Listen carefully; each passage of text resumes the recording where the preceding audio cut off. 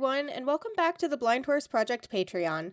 For those of you just joining us, welcome, and this is a series that is a part of the Blind Horse Project Patreon that is fully free to the public and is meant to raise awareness that blind horses can indeed live healthy, happy, working lives with the people that love them.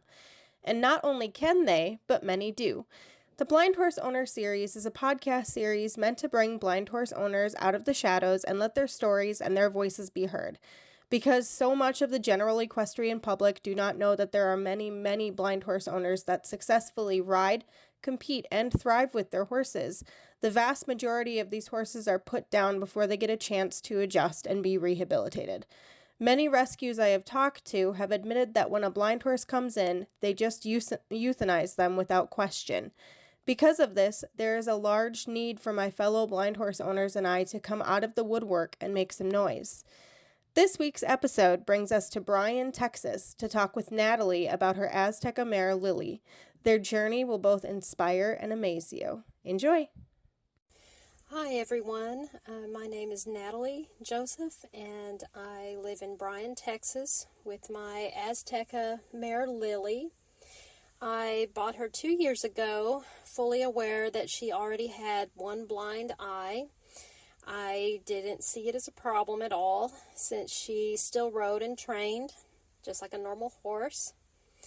I just wanted a horse that I could learn a few new riding skills on, just trail ride, and just be a pleasure to hang around. So she was all of these things and more. I gained a lot of confidence when riding her, and she learned to trust me whether I was on her back or working with her on the ground. Now, last year in the summer of 2023, she developed equine recurrent uveitis in her good eye, which has unfortunately taken some sight away from it. But with the help of our veterinarian and holistic equine nutritionist, her condition is currently under control and manageable. But it has left her 75% blind overall. So to break it down, her right eye was already completely blind from an old injury.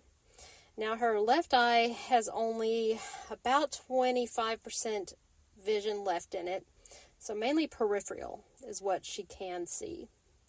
Now, even though she's experienced more vision loss, she still enjoys life. She still does things a normal horse would do. She still has fun in her pasture and in her pen. I still ride her as I normally did before, but I've incorporated more verbal and touch cues to compensate for the lost vision.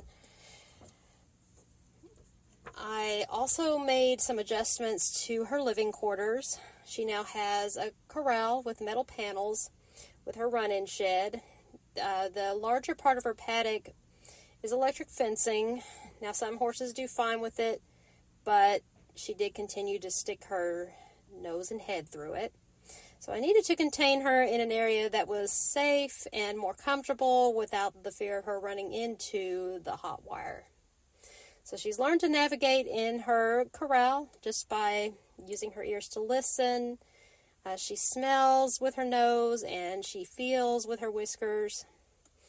She adjusted to it just fine. Now, while riding, she's learned to be more in tune with my voice and touch cues. I've learned to be more aware of my surroundings and the ground terrain when we're traveling over it. Now, also this last year, I switched from using a saddle and a bridle with a bit to riding strictly with a bareback pad and rope halter. It has been a very positive change for both of us in many ways. Now, it has been challenging. Now, it's allowed her to feel more comfortable, to relax into her gaits and not hold so much tension in her back and neck. Now, for me, I've learned to develop a more independent seat and to balance on her back without depending so much on the stirrups. Now, the rope halter has also taught me to use my legs for steering her rather than just my hands. We both continue to learn something new really just about every day. And I thoroughly enjoy our bi-weekly training and riding sessions. We usually ride by ourselves, and sometimes we have a trainer that helps us, gives us new challenges. Now, I want to also tell everybody here that's listening, the loss of sight with your horse does not have to be the end of the road. I encourage anyone that has a sight-impaired horse just to take it as a brand new challenge and learning experience, and don't give up and just have fun learning together. This is my story. Thanks for listening. What an amazing story. Thank you, Natalie, for sharing with us about your wonderful mare and encouraging our listeners to not give up on their horses. That is absolutely the type of energy we need to help our horses. Thanks, everyone, for listening. Please tune in next week for another inspiring blind horse owner story, and for those of you looking for more information, please check out the Blind Horse Project Patreon. The Blind Horse Project Patreon was created to help horse owners who find themselves with a blind horse the support and the education they need to bring their equine partner back to work, as well as to provide direct support from a professional that specialized in rehabilitating blind horses for the last half-decade. The goal with this Patreon is to provide accessibility for everyone who needs it. Also, if you are interested in sharing your blind horse story, please email me at theblindhorseproject@aol.com or find me on Facebook. Have a great evening, morning, or rest of your day, everyone.